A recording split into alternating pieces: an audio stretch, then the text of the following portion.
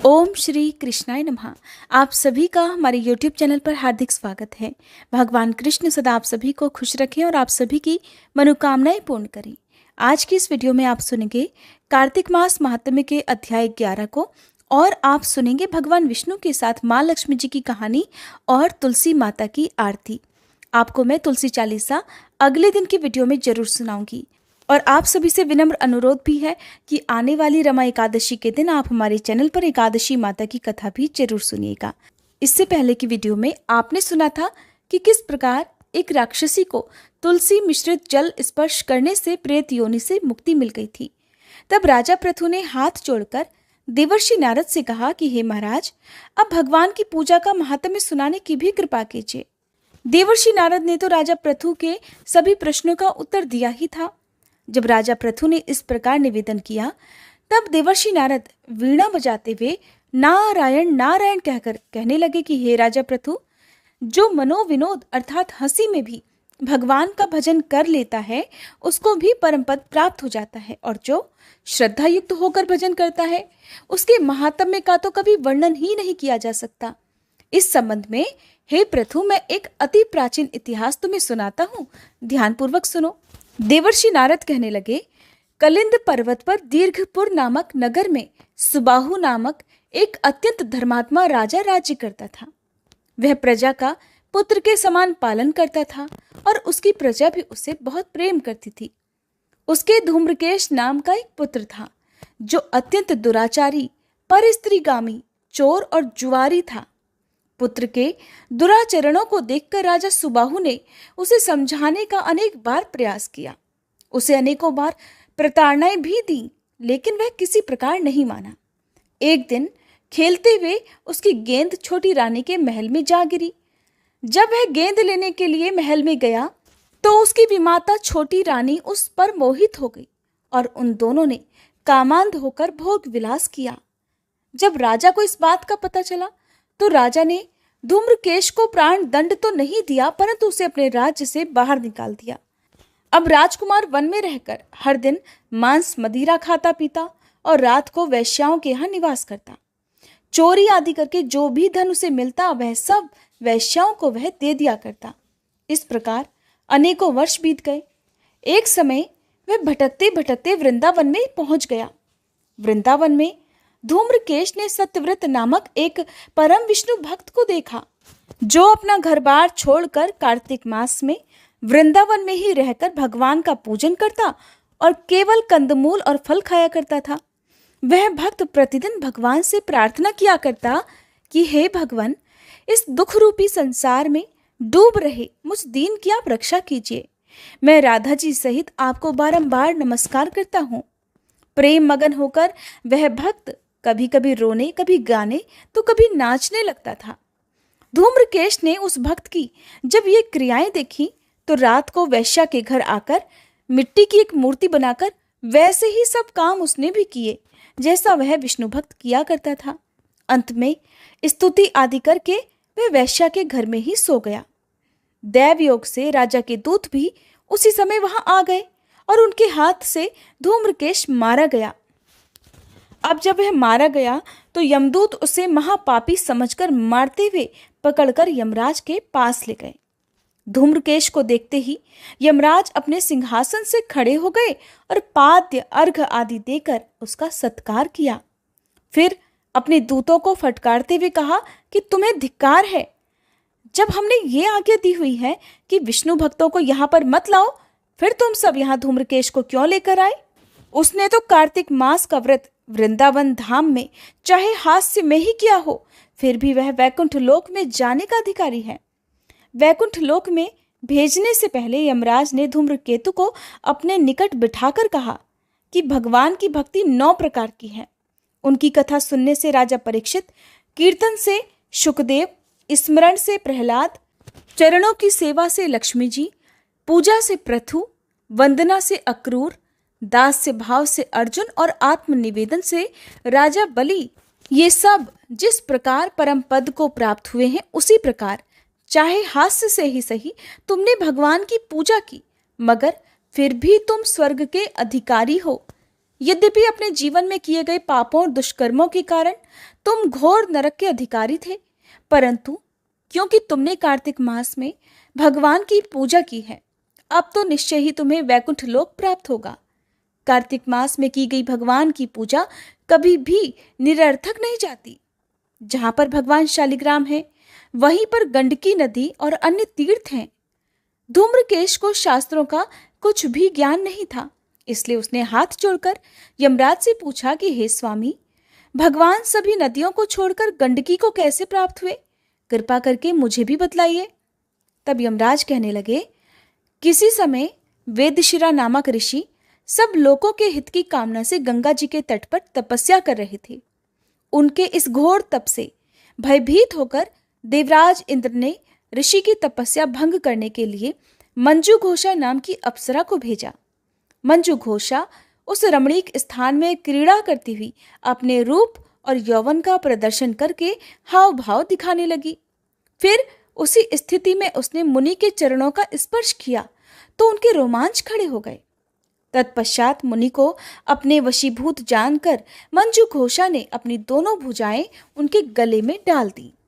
तब क्रोधित होकर मुनि ने श्राप दे डाला कि तुम मुझे इस संसार सागर में डालने को तत्पर हुई है, इसलिए तुम नदी बन जाओ।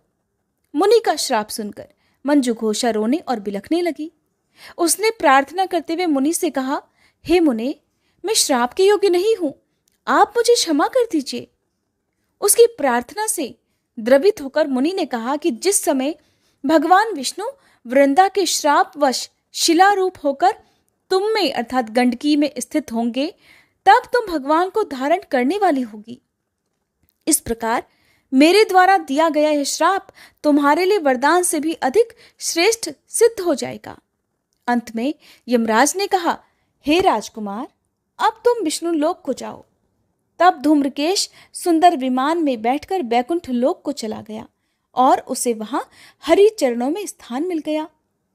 यह सब धूम्रकेश द्वारा कार्तिक मास में मात्र एक दिन पूजा करने का परिणाम था। ये कहकर नारद जी ने कुछ समय के लिए अपनी वाणी को विराम दिया। आज का अध्याय समाप्त हुआ। अब पहले सुनिए माँ तुलसी जी की आरती और उसके बाद आप सुनेंगे भगवान विष्णु और माँ लक्ष्मी जी की कहानी। तुलसी महारानी नमो नमो, हरि की पटरानी नमो नमो। तुलसी महारानी नमो नमो, धन तुलसी पूर्ण तप कीनो। शालिग्राम बनी पटरानी नमो नमो। तुलसी महारानी नमो नमो, हर की पटरानी नमो नमो। जाके पत्र मंजरी कोमल, श्रीपति कमल चरण लपटानी नमो नमो। तुलसी महारानी नमो नमो, हरि की पटरानी नमो नमो। कौन महीने बोई रानी तुलसा, कौन महीने हुई हरियाली नमो नमो। तुलसी महारानी नमो नमो, हर की पटरानी नमो नमो। कौन महीने हुई तेरी पूजा, कौन महीने हुई पटरानी नमो नमो। तुलसी महारानी नमो नमो। आषाढ़ मास में बोई रानी तुलसा, सावन महीने हुई हरियाली नमो नमो।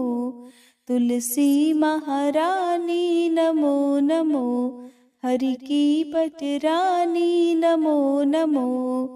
कार्तिक मास में हुई तेरी पूजा, मंगसिर मास हुई पटरानी नमो नमो। तुलसी महारानी नमो नमो, हर की पटरानी नमो नमो। धूप दीप नैवेद्य आरती, पुष्पन की वर्षा बरसानी नमो नमो। तुलसी महारानी नमो नमो, हर की पटरानी नमो नमो।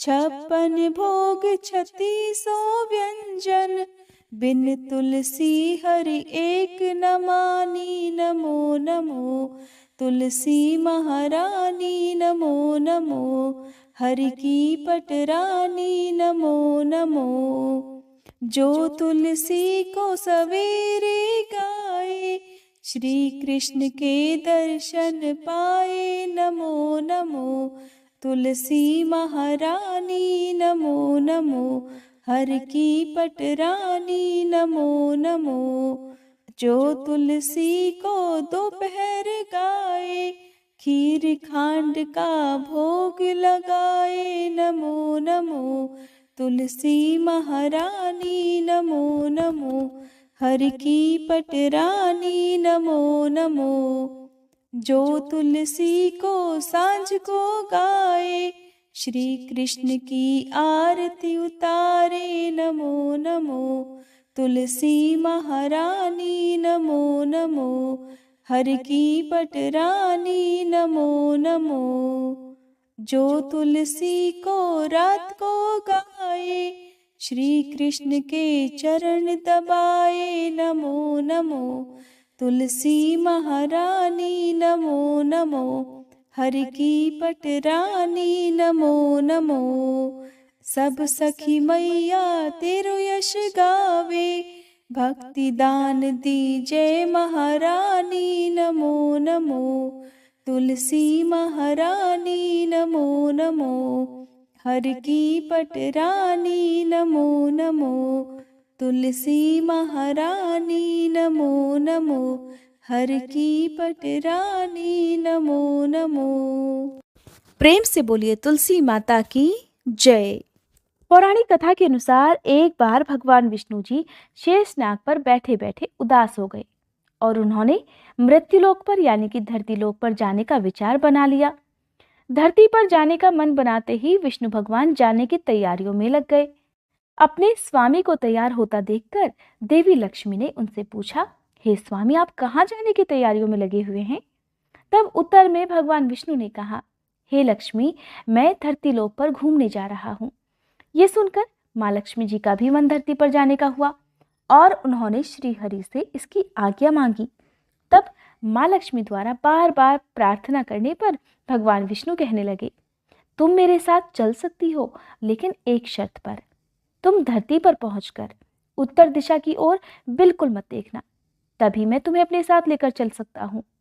ये सुनते ही माँ लक्ष्मी ने हाँ कह दिया और विष्णु भगवान के साथ धरती लोक पर जाने के लिए तैयार हो गई। माँ लक्ष्मी जी और भगवान श्री विष्णु सुबह सुबह धरती लोक पर पहुंच गए।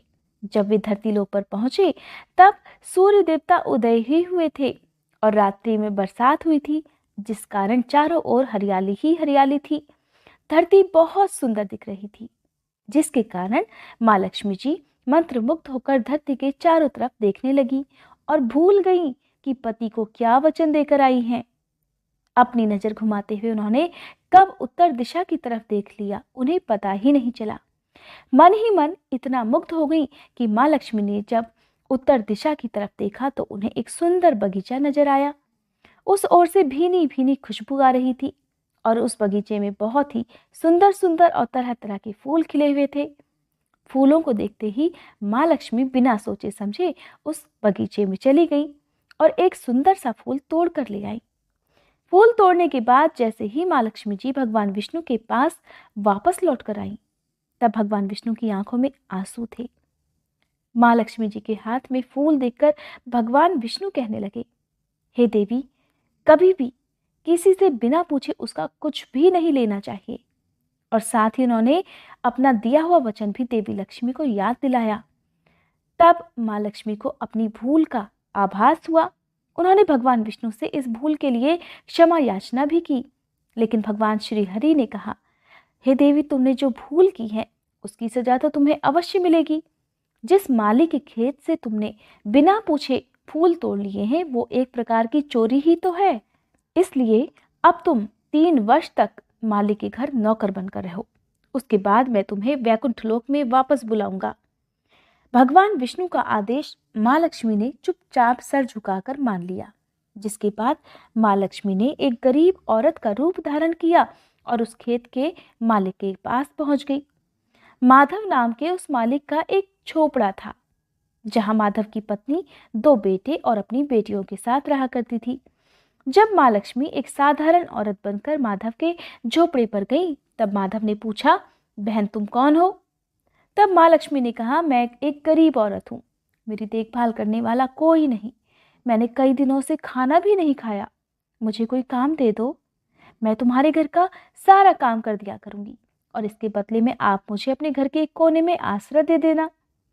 माधव बहुत ही अच्छे दिल का मालिक था, उसे दया आ गई, लेकिन उसने कहा, बहन मैं तो बहुत ही गरीब हूँ, मेरी कमाई से मेरे घर का खर्च ही काफी कठिनाई से चलता है, लेकिन अगर मेरी 3 की जगह 4 बेटियां भी होती तब भी तो मुझे गुजारा ही करना था।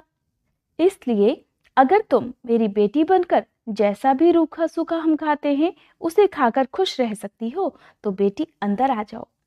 माधव ने माँ लक्ष्मी को अपने झोपड़े में शरण दे दी और माँ लक्ष्मी जी 3 साल तक माधव के घर में नौकरानी बनकर रहीं। कथा के अनुसार ऐसा कहा जाता है कि जिस दिन माँ लक्ष्मी माधव के घर आई थी, उसके दूसरे ही दिन माधव को फूलों से इतनी आमदनी हुई कि शाम को उसने एक गाय खरीद ली। फिर धीरे धीरे माधव ने जमीन खरीद ली और सबके अच्छे अच्छे कपड़े और गहने भी बनवा लिए। थोड़े समय बाद उसने रहने के लिए एक पक्का घर भी बनवा लिया। माधव हमेशा सोचा करता था कि मुझे ये सब इस महिला के आने के बाद ही मिला है और इसीलिए बेटी के रूप में इसने तो मेरी किस्मत ही जगा दी है। एक दिन माधव जब अपने खेतों में काम कर रहा था और काम समाप्त करके जब वो वापस आया, तब उसने अपने घर के द्वार पर गहनों से लदी हुई एक देवी स्वरूप औरत को देखा। जब वो उनके पास गया तब उसे आभास हुआ कि ये तो मेरी मुंह बोली चौथी बेटी यानी कि वही औरत है। माधव एकदम हैरान था कि ये सब क्या हो रहा है, उसे कुछ समझ नहीं आया। तब साक्षात माँ लक्ष्मी जी ने उसे अपने स्वरूप से अवगत कराया और उन्होंने माधव को उसके घर रहने का कारण भी बता दिया। सारी बात जानकर माधव हाथ जोड़कर बोला, हे देवी माँ, हमें क्षमा करें, हमने आपसे अनजाने में ही अपने घर और अपने खेतों बगीचों में काम करवाया। हे माँ, ये कैसा अपराध हो गया? हे माँ, हम सबको हो सके तो क्षमा कर दीजिए। इस प्रकार जब वह बार बार निवेदन कर रहा था तो उसे देखकर माँ लक्ष्मी जी मुस्कुराने लगी और कहने लगी, हे माधव, तुम तो बहुत ही अच्छे और बहुत ही दयालु व्यक्ति हो।